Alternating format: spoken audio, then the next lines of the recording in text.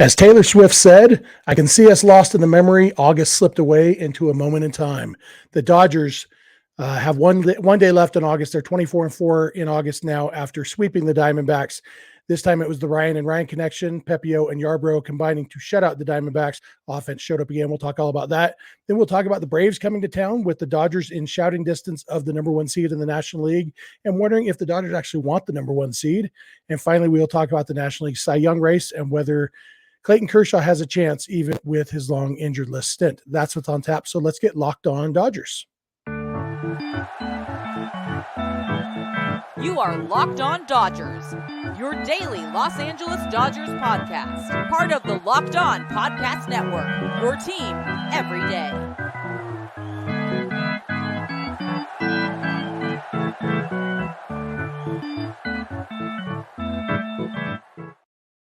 Hey, Dodger fans, this is Locked On Dodgers, part of the Locked On Podcast Network, your team every day. Thank you for making Locked On Dodgers your first listen every weekday morning. Remember, this show is free and available on all podcast platforms and on YouTube simply by searching for Locked On Dodgers. Or even better, go ahead and subscribe wherever you're watching or listening right now. You can be an everydayer just like we are. If this is your first time with us, I am Jeff Snider. That guy next to me is Vince Samperio. Vince and I are both lifelong Dodger fans just like you are. We've also both spent time covering the Dodgers in the press box and the locker room. So we're not quite insiders, but we bring you the smart fans perspective on our boys in blue every weekday morning. This episode is brought to you by Bunches. Download the Bunches app today. And when you do, our friends at Bunches have featured the Locked On MLB Bunch in the Discover tab. You can also click the link in the description show notes to join the Locked On MLB Bunch community today. And Vince, Dodgers continued their dominant August. You sent me a stat that you saw on Twitter, or the artist formerly known as Twitter. That's from ESPN Stats and Info. The Dodgers in August over the last four seasons, now 88-23. That's a .793 winning percentage. That is the best winning percentage in a single month over a four-season span in Major League history with a minimum of 80 games. Pretty dominant, and it's crazy. This is 4 straight years they've won at least 3/4 of their games in the month of August.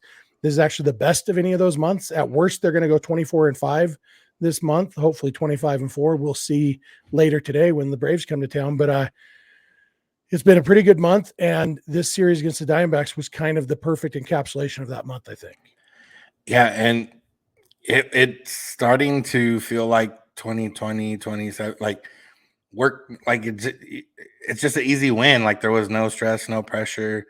Now, obviously not all the games in this month were like that, but there were a lot of games like that.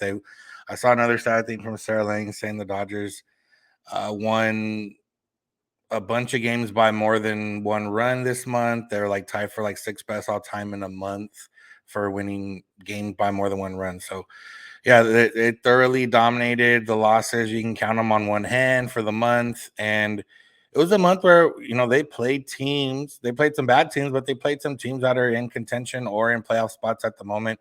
For every A's and Rockies, there was a Brewers, Marlins, Guardians, Red Sox. Those teams were all within striking distance of the playoffs. Diamondbacks 2 different times, beat them five of those 5 times. So, yeah, it was a dominant month. And now we look forward to the last month of the season. The Dodgers could go 500 and still win 98 games, I believe. So they put themselves in position to, be prepared and hopefully be healthy going into October. Yeah, they're on pace for 102 wins. If they play in September like they did in August, it's more like 108, They probably won't get to 111. Theoretically, 113 is still possible this year if they were to not lose another game. I'm not going to get my hopes that high, but this is like I got a direct message during this game on Wednesday night talking about somebody, who was it who asked me about it? I want to name him by name since, I like to do that when our listeners hit me up. Mike Markham at Mike Markham 17 on Twitter. He hit me up and he said, a few months back when the Diamondbacks were in first and all the experts were on the Diamondbacks bandwagon, you said something in one of your podcasts about the youth and inexperience of Diamondbacks may cause them trouble in the final months of the season, while the Dodgers have experience and veteran leadership to help them through times when things aren't going their way, something like that. You were very prophetic back then. And I replied, and I said, I don't want to toot my own horn, but I've been right about a lot of stuff this year. Like when the offseason was going on, Vince, like when the winter meetings and everybody except the Dodgers spent $85 zillion at the winter meetings. And we said, okay, but do we want them to have spent that money on that player and that money on that player? Like, there weren't that many players who we wish the Dodgers had gotten that contract, and the Dodgers, yeah, they lost a couple guys, but they still had a really good team. And we said that all spring. The Dodgers, like, everybody was overlooking the Dodgers, and it was a fun position to be in for once. But I don't think it was homerism. I think it was like, I try to be pretty realistic about the Dodgers. I recognize their weaknesses, but looking at this team coming into the season, I said this team is going to win somewhere between 97 and 105 games. And although the way they've done it has not been the way we thought it would have been. No, for sure. Yeah. But the fact that, like, I knew their offense was going to be fine. They lost Trey Turner and Justin Turner, but the guys they replaced them with and everything, it's like, they're going to be just fine. And, the fact that they have overcome probably the worst injury season to a pitching staff we've ever seen for these Dodgers is pretty remarkable. But we knew this was going to be a good team. And so I'm not surprised. I'm just having fun with it, Yeah.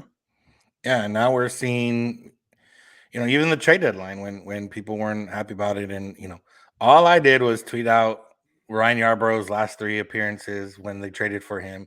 That all happened to be good, but I just tweeted out no comment or anything.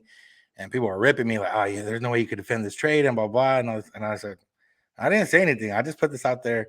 And no Central or AL Central Merchant. And look, he's been good. Ryan Pepio's back. Like, now that the Pepio that we're seeing right now makes you think like, damn, I wish he didn't get hurt. And I wish we could have seen what he would have done over the course of the season. Like, is this what Ryan Pepio is? Or is he just, or is this what he is right now because he didn't throw it? Like, he's fret. Like, I don't know. There's a lot of questions there, but he's looked really good. The changeup's looking good. And, I wouldn't be surprised if things, continue to go this way, that we see Pepio in October, and we're definitely going to see Yarbrough in October for sure. Yeah, Pepio is definitely working hard on pitching himself onto the playoff roster. And, that injury could be a blessing in disguise for the Dodgers. Maybe not for him, but, for the Dodgers, for him to be fresh and have – he's got, assuming he sticks in the rotation. Dave Roberts isn't ready to commit to him staying in the rotation, but he also said that if he keeps pitching well, he's going to keep getting shots. So he's probably going to get 4 or 5 more starts this season, which is more time to get confidence and head into October relatively fresh and ready to contribute. And whether that is as a starter or as, the role that Ryan Yarbrough filled here, pitching 4 innings in relief, there's a lot that Ryan Pepio could probably contribute to this team in October if he's pitching like this. Yeah, he had the swing and miss going tonight. He had 5 swings and misses on the changeup, which is, as we know, is bread and butter pitch. 5 on 18. I also had 4 on 18 on the 4-seam fastball. So when guys were swinging at his pitches, they weren't making contact at a high rate. And yeah, he was pretty much fastball, changeup the entire night, mixed in only, I think, 7 sliders total. So this is one of those nights where, we've talked about him and how he can develop, and he needs that third pitch. And he's been using that third pitch, but he didn't really need it this game because he was dominating with his best 2 pitches, which are the fastball and changeup. I think it was Marte's first time up. He threw a couple really good changeups to him. Marte battled, fouled one off. It took one, but he changed his eye level, and then he threw a 95-mile-an-hour fastball about 4 inches above the zone and got the swing and miss. And it's like, it looked like a guy who's been in the league for 10 years, the way he worked that at bat. It was really kind of a microcosm of what he can be when his stuff is working, and it all plays off the changeup. And last year when he struggled, Dave Roberts said the problem was that his changeup had taken a big step backwards. Well, I think that changeup has taken that same big step forward. It's back to the dominant pitch it was that made him such a top prospect. And the fastball 95 isn't overpowering, but when it's paired with that changeup, it is overpowering. And, and knowing he has the slider when he does need it and doesn't need to rely on it when he doesn't need it, it's just, I think the slider is more of a pitch to righties and the changeup is more to lefties. And so it might've just been a case of who he faced in the lineup today that he didn't use the slider as much, but whatever it was, he looked great. Yarbrough looked great. And the Dodgers now head into the Braves series with a fully rested bullpen, because this is 2 straight games that they didn't have to use any of their top relievers. Yeah, and on top of that, the Dodgers scored 7 runs, paired by a couple home runs by the best buddies of Freddie and Jason Hayward. So all in all, not a bad night. Yeah, we could have spent a whole time talking about the offense and contributions there, but 11 hits, 7 runs, ho hum, whatever. So that's what we get. We mentioned the Braves are coming to town. The Dodgers right now are 4 games behind the Braves for the number 1 seed in the National League. We'll come back in a minute and we will talk about whether or not the Dodgers actually want that number 1 seed, what it would look like being the 1 seed versus the 2 seed. So thank you for making Locked On Dodgers your first listen, and please keep it Locked On Dodgers. This episode is brought to you by Bunches. Okay, Dodger fans, I have to tell you about a new app called Bunches. Bunches is a new app built just for sports fans where you can chat in sports in real time. Click the link in the show notes or description to join the app and go to the Apple App Store and download Bunches now. I'm telling you, you're going to love the conversations with other Locked On sports fans. It's a free app where sports fans chat, and the Locked On MLB group chat is on Bunches. Go there now and connect with other baseball fans, chat your favorite team, and keep up with the latest MLB news. We haven't had a lot of Dodger chat yet on that MLB group chat, so we'd love to see more Dodger fans on there because let's face it, the Dodgers are the best team in baseball right now, obviously the best team in baseball all the time, always and forever. So let's talk more about the Dodgers there. You can chat about our team every day, and you can download the Bunches app today. And when you do, our friends at Bunches have featured the Locked On MLB Bunch in the Discover tab. You can also click the link in the show notes and description to join the Locked On MLB Bunch community today.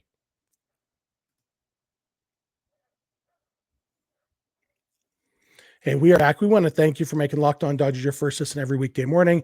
We especially want to thank our everydayers, those of you who are watching and listening every weekday morning. We love you. We appreciate you. We've got something cool coming soon, an opportunity to interact with us even more. More details on that. Hopefully tomorrow, maybe not until Monday, but keep your ears peeled for that. Should be a lot of fun. And if you're not an everydayer, just watch or listen every day. It's super easy and it's super fun. You can also catch every Dodger game, the Dodgers radio broadcast on Sirius XM or the SXM app. Just launch the SXM app and search for Dodgers. And we want to tell you, if you're watching this on YouTube, we'd love to hear from you in the YouTube comment section. If you're listening on the podcast, we'd love to hear from you through social media or email or whatever. I'll give you all that contact info at the end, like always. So the Braves are coming to town for a 4-game series. Right now, the Dodgers are 4 games behind the Braves. The Dodgers are 83 and 49. The Braves are 87 and 45. The 2 best teams in the National League, probably the 2 best teams in baseball record-wise. I know the Dodgers were behind the Orioles last I saw, but I think we all know that the Dodgers. They passed the Orioles now, I think. Oh, good. All right. So perception, Orioles are 83 and 50. Dodgers are 83 and 49. Yeah, so Dodgers are half a game better than the Orioles. So, yeah, Dodgers are officially the second best team in baseball record-wise, the best team in baseball in our hearts, as we all know. But the team with the best record gets the number 1 seed in the playoffs. The team with the second best record gets the number 2 seed. Practically speaking, there's not a ton of difference between the 1 seed and the 2 seed in that neither of them has to play in the wild card series. And as of right now, the Dodgers are 9.5 games ahead of the Brewers. For the Brewers are leading the NL Central. So Dodgers have a 9.5 game lead on the 3rd spot, the 3rd seed, which would make them play in the wild card series. So pretty much a sure thing that the Dodgers and Braves will be the 1 and 2 seeds in the National League. The question is in which order. The Dodgers do play 4 against the Braves. They could be tied for the best record in baseball by the time this series ends on Monday night. What is it? Sunday? I don't know what day it is. Yeah, yes. Thursday, Friday, Saturday, Sunday. So, Dodgers could be tied for the best record. They could make a big push for the 1 seed. And we got to thinking, they talked a little bit on the broadcast. I've been thinking about it anyway. Do the Dodgers want that 1 seed? Because the way it works is the 1 seed, I said the 1 and 2 seeds don't play in the wild card series. In the wild card series, you have the 3 seed, which is the winner of the National League Central, probably the Brewers. I think they currently have like a 4-game lead on 6 game lead maybe on the Reds in the National League Central. They're only like 2 up on the Cubs, 2 or 3. Oh, that's right. The Cubs are in there. Oh yeah. I forgot the Cubs exist. Oh yeah. So 3 games up on the Cubs. So probably the Brewers, maybe the Cubs. That team, whoever wins the Central will play the 6th seed, meaning the wild card team with the worst record, the 3rd wild card team, which right now would be the Giants, as things sit right now. And then the other two wild card teams would play each other. And then the 1 seed would play against the winner of that series between the top 2 wild cards, and the 2 seed would play the winner of the series between the Brewers and the Giants right now. So as it sits right now, Phillies would play the Cubs and the Brewers would play the Giants. The Braves would play the winner of the Phillies Cubs. The Dodgers would play the winner of the Brewers Giants. And, there's no, we've talked in the past about should the 1 seed get to choose their opponent. I don't think any team would actually want to choose their opponent because that's just asking for karma to come back and bite you. But, you look at all these teams, and every team that makes the playoffs has potential to be dangerous. The Phillies have a very good offense. The Brewers have a very good starting pitching staff. And so theoretically right now, the Brewers and the Phillies would be the favorites to win in the wild card series over the Cubs and the Giants. I think if I was ranking them though, I don't know, Vince, who would you rather face, the Brewers or the Phillies in the division series? Probably the Brewers, just because when offense is at a premium, you want to face the team that has less of an offense, they don't have, like the Phillies have a lineup full of guys that can hit the ball over the wall, which is, one way to a more common way to score runs in the postseason, just because that's the easiest way. All you gotta do is hit over the wall. You don't have to string together hits. So I think that would be the case. And the Brewers are tough, and you got to imagine that just based on numbers wise, that eventually the Brewers would beat the Dodgers in the playoffs. But again, that's just based on non-logic rather than the logic of the Dodgers have the better team and the better offense, and in theory they should be able to beat anybody that they play in that first round. Yeah, it seems to me that the Phillies and the Cubs, of those 4 teams that will be playing in the wild card series, the Phillies and the Cubs are the 2 best teams out of the 4. Maybe not record wise, like we said, the Cubs are currently a few games behind the Brewers, but the Cubs have a +77 run differential. The Brewers have a +21. It really is, you could go either way, but the Cubs really struggled to start the season and then they came on. And so I assume if we would look at records since May or whatever, the Cubs have been quite a bit better than the Brewers. And yeah, I think the Cubs are a better team than the Brewers. And I think the Phillies are a better team than the Brewers. And I think all 3 of those teams are better than the Giants. And so as the 2 seed, the Dodgers would be in line to play either the Brewers or the Giants. And I think I'd rather play both of them than the Phillies or the Cubs. And so obviously I don't want the Dodgers to lose to the Braves on purpose or anything. I'd even go so far as to say I want the Dodgers to be the 1 seed and just trust that, the baseball gods will work things out as far as schedule goes. But as far as, I am perfectly happy in this 2 seed right now. Yeah, and that's right now. The Phillies have a 5-game advantage, so realistically, they're probably going to stay in that 4 seed. The Cubs are 2 up on the Giants. 3 up on Arizona, or 2.5 up on Arizona, 3 up on Cincinnati. Miami's still kind of lingering, but probably out of it at this point. So, yeah, you know what? Realistically, not based on the teams, because we're not going to know that probably till like the last couple weeks of the season exactly what teams are in it. The 1 seed really only matters for 1 series, and that would be the NLCS. And I would prefer to look forward to that NLCS. And if the Dodgers had to play the Braves, I'd much rather have the home field advantage in that series. We saw it play out not that great in 2021 when the Dodgers didn't have, lost the first 2 games of that series via walk-off, and, just a different environment. Atlanta has a good baseball environment. They do have, somewhat of an advantage like the Dodgers do. And then, pitching-wise, it probably is different since All-Star break, since trade deadline. But the Dodgers have the number 4 ERA overall at home and are number 22 or 23 on the road. So, whatever that's worth. Yeah, but you can pick and choose who pitches where in the postseason. And so, if you really do think, like we talked about, if they really think Julio is significantly better at home, you can hold him back for game 3 or even game 4, depending on who you want to go where. But yeah, the NLCS is a good point when we're talking about this. If you assume the Dodgers are going to be better than whoever they play in the NLDS. Sometimes that matters. Last year it didn't matter. 2019 it didn't matter.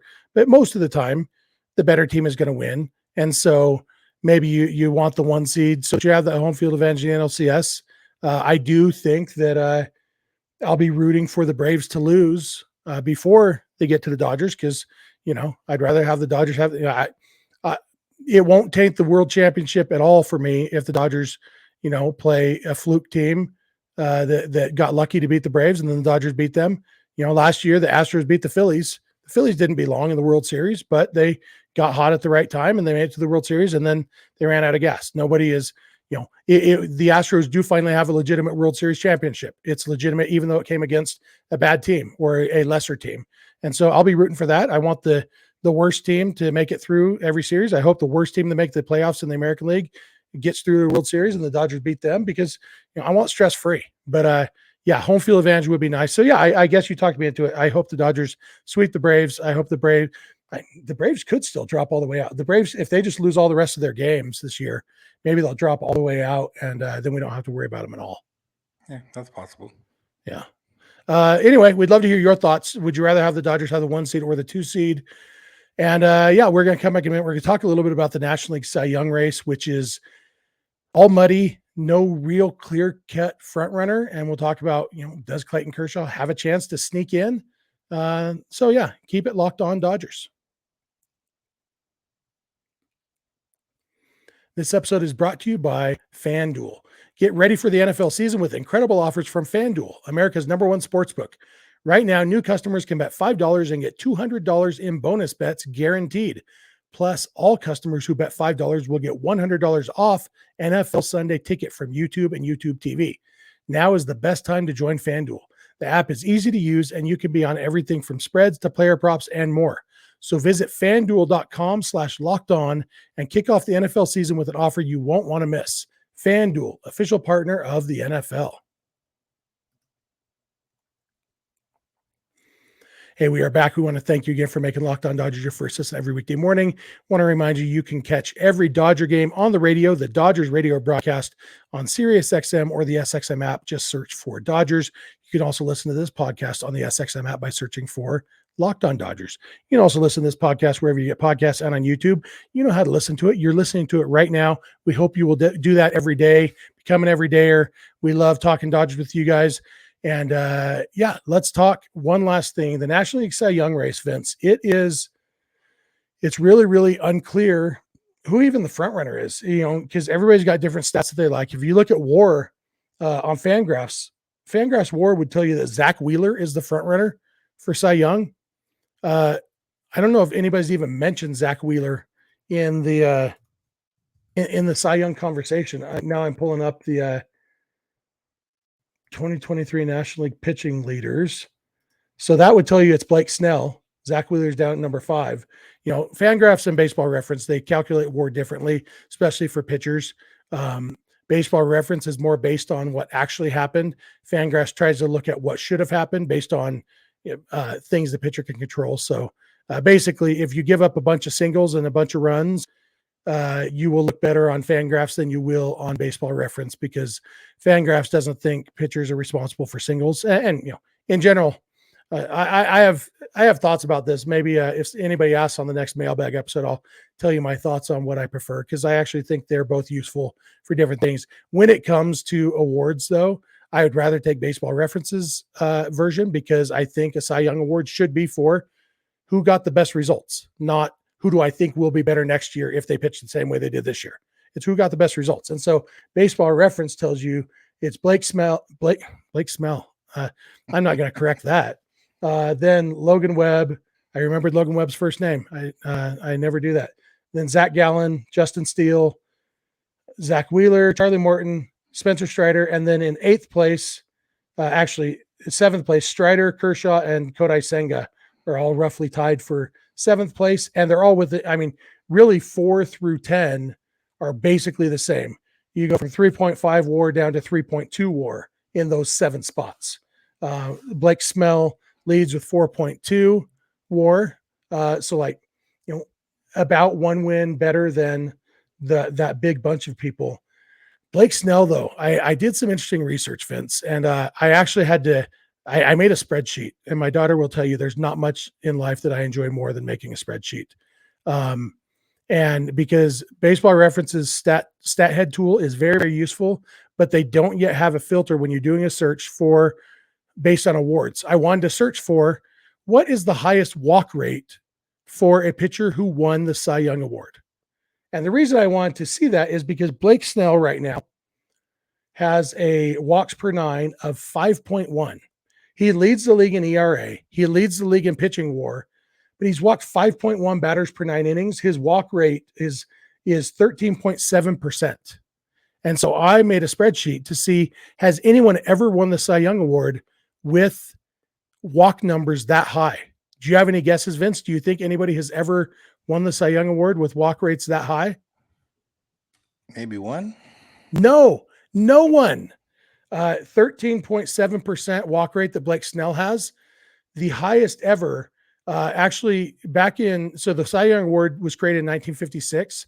The third and fourth winners ever were Bob Turley in 1958 and Early Wynn in 1959. They're the closest. Bob Turley had a 12.6% walk rate, and Early Wynn had an 11.1% walk rate. Turley's walks per nine was 4.7, Wynn's was 4.2. And then in 1982, Pete Vukovich, who I once had a car named after, had a 10.5% walk rate, 4.1 walks per nine.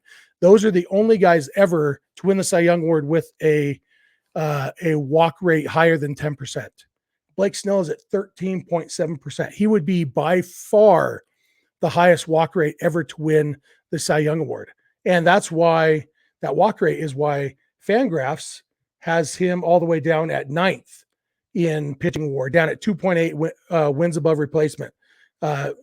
He's at 4.2 on Baseball Reference, 2.8 on Fangraphs, because Fangraphs believes, hey, you know what? Pitchers who walk a bunch of dudes generally aren't very good. And Blake Snell, I swear it's on accident, except one time I did it on purpose, but Blake Snell, I'm just leaning into it. He has had his good numbers because he has the lowest hit rate of his career, actually roughly in line with his hit rate the year that he won the Cy Young Award before. Vince, do you think Blake Snell can win the Cy Young Award despite this astronomically high walk rate? I mean, I would assume so. I would assume that most guys that have a walk rate that high didn't have, low ERA and other numbers that Blake Snell has. So that would factor into it.